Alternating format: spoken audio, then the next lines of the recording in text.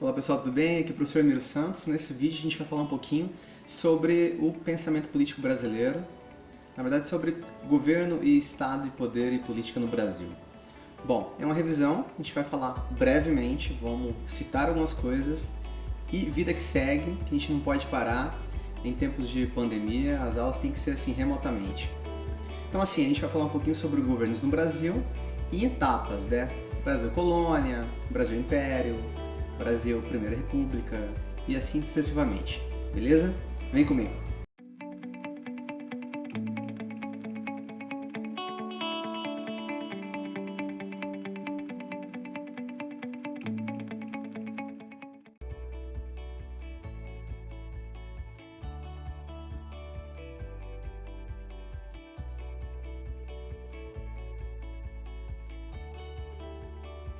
Bom, a gente vai falar um pouquinho sobre o Brasil, a política do Brasil no período colonial.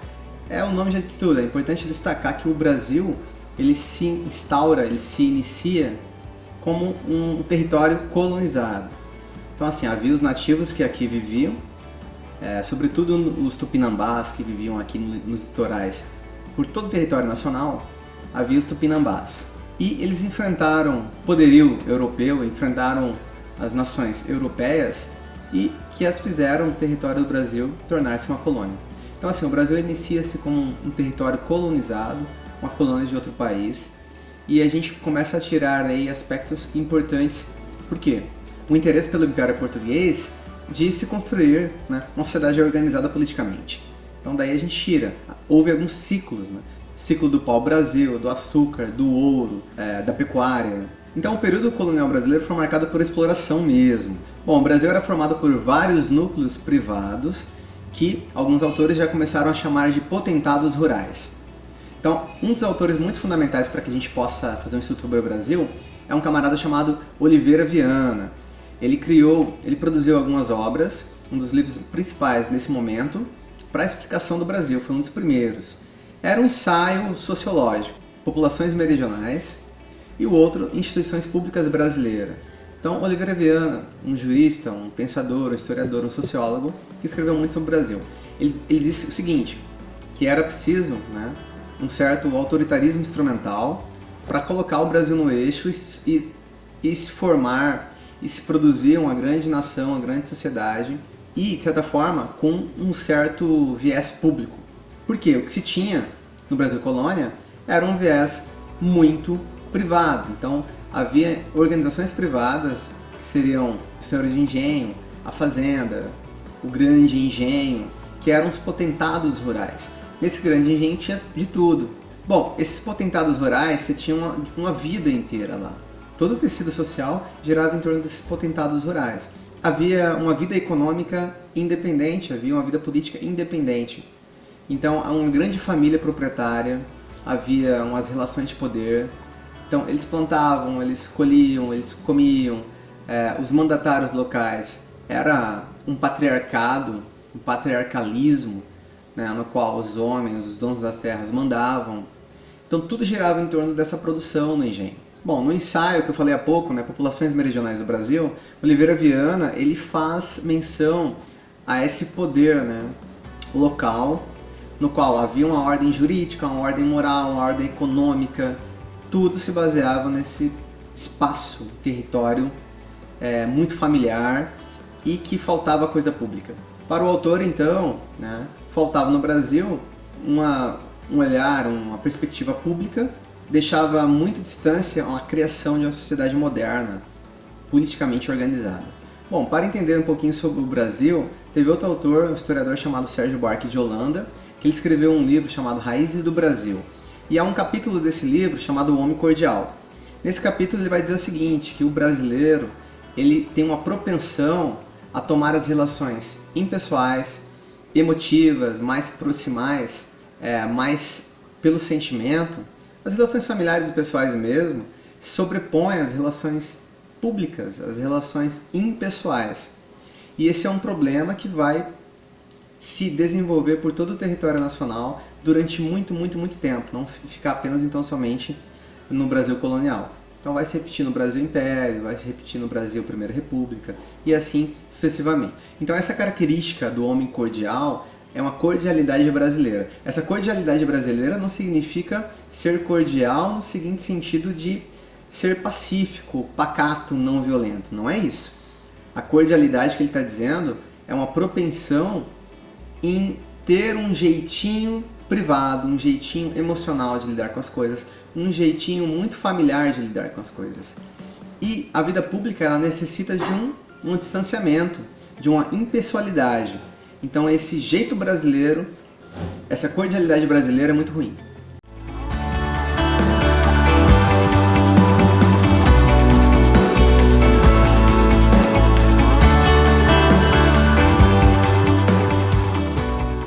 Bom, Sérgio Buarque de Holanda nasceu em 1902 e morreu em 1982. Ele foi historiador e professor universitário paulista. Lecionou na USP, entre outras universidades. Ele viveu na Alemanha durante muito tempo e teve contato com a teoria de Max Weber, então a sociologia weberiana. Bom, Francisco José de Oliveira Viana nasceu em 1883 e morreu em 1951. Ele foi historiador, sociólogo, jurista e até membro da Academia Brasileira de Letras. Escreveu livros Populações Meridionais no Brasil e o livro Instituições Públicas Brasileiras, entre outros artigos periódicos e outras obras. Foi um professor da Universidade Federal Fluminense e escreveu muito sobre o Brasil. Bom, só para constar, esses foram alguns autores, mas tem vários outros autores que escreveram sobre o Brasil. Então tem o Gilberto Freire, que escreveu uma obra chamada Casa Grande Senzala. Tem o Caio Prado Júnior, que escreveu Formação do Brasil Contemporâneo. E tem alguns autores contemporâneos, que é o que? Do nosso tempo, que escreveram muito sobre a população brasileira, sobre o tecido social do Brasil. Bom, pesquisadores como Gessé Souza, eles continuam esse trabalho de interpretação do Brasil. E eles vão criticar muitos dos conceitos criados e produzidos durante muito tempo, lá no início do século XX, sobretudo por pensadores tais como Raimundo Fauro, Sérgio Buarque de Holanda, e o conceito de patrimonialismo.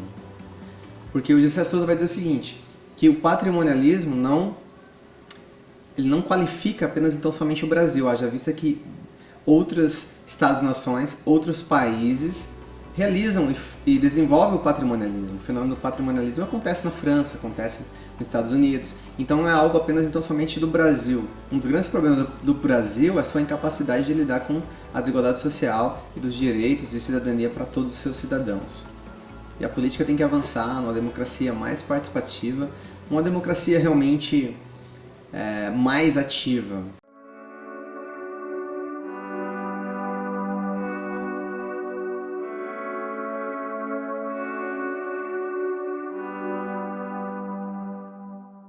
Bom, o período colonial ele acaba com a proclamação da independência em 1822 e aí surge o Brasil Império. O Brasil Império ele começa a ter uma organização melhor no seguinte sentido. As estruturas de poder, as estruturas de organização lá do Império Português vêm para o Brasil. Bom, dentre as grandes características do Brasil Império é a Constituição de 1824, que ela mantém muito poder diante do imperador. O imperador ele começa a ter centralizado o poder executivo e um poder chamado poder moderador.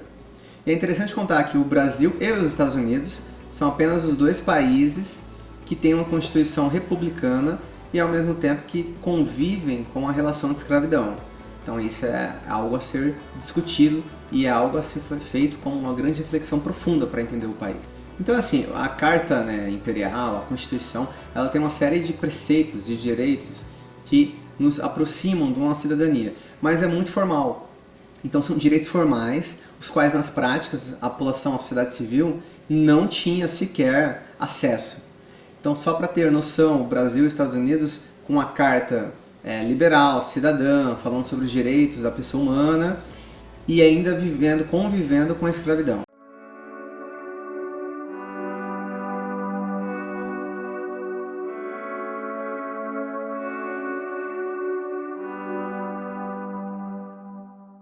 Bom, o período republicano inicia-se com o movimento republicano e com a proclamação da República em 1889.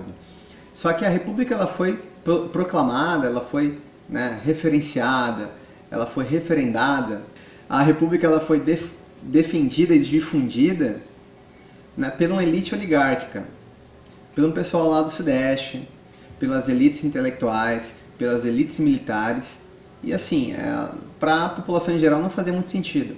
Então era o Estado de um lado e a sociedade civil muito enfraquecida de outro lado. Os militares foram influenciados pelo positivismo a proclamar a República. Então, você vê, sociologia é cultura. Positivismo foi quem? Foi uma construção, um movimento filosófico e cultural gerado pelo um camarada chamado Auguste Comte, que foi considerado o primeiro sociólogo.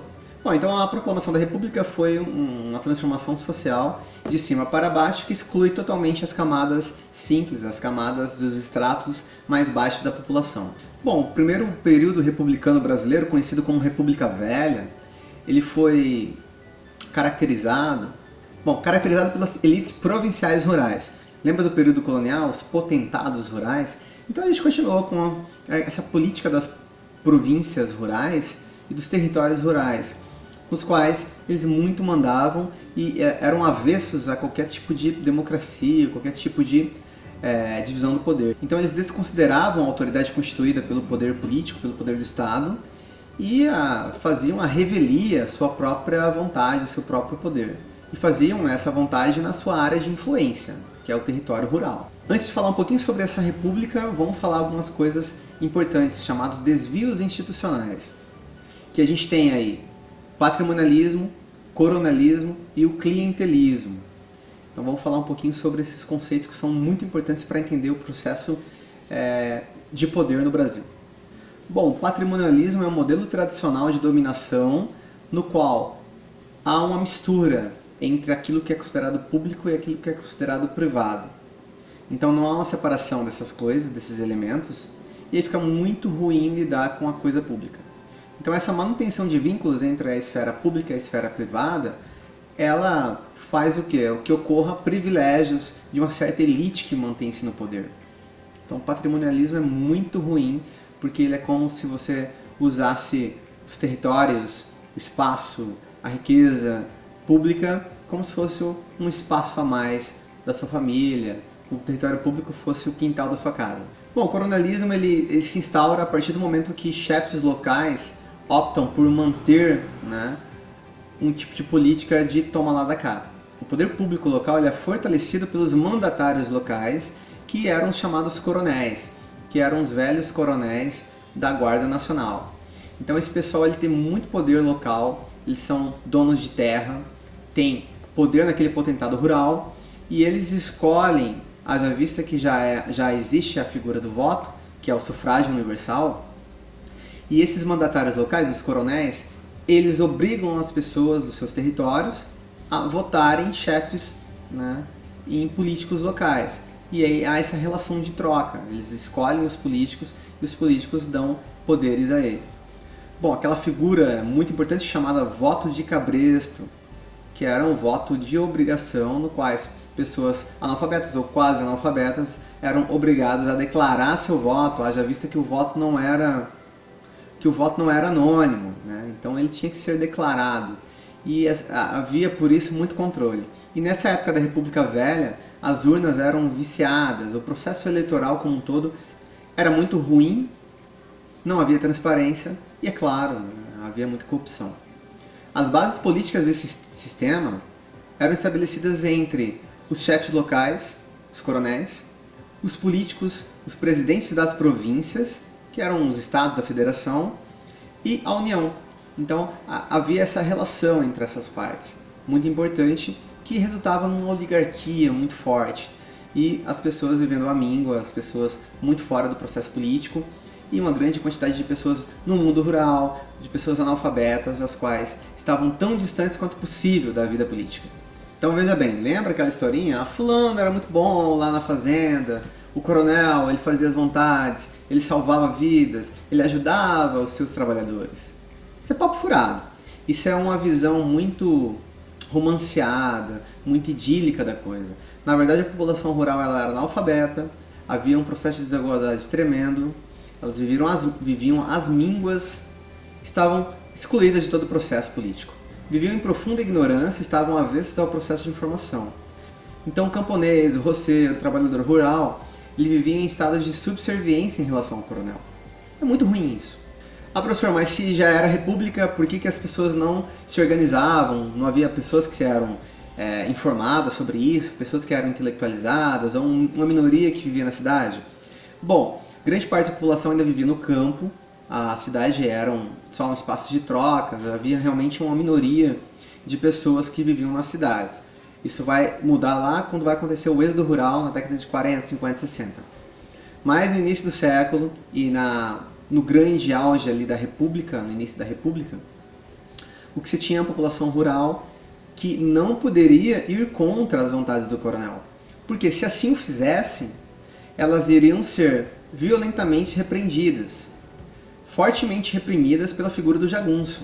Então assim, os caras eles tinham um pequeno exército, o qual defendia as suas vontades, seus valores, a sua fome de poder.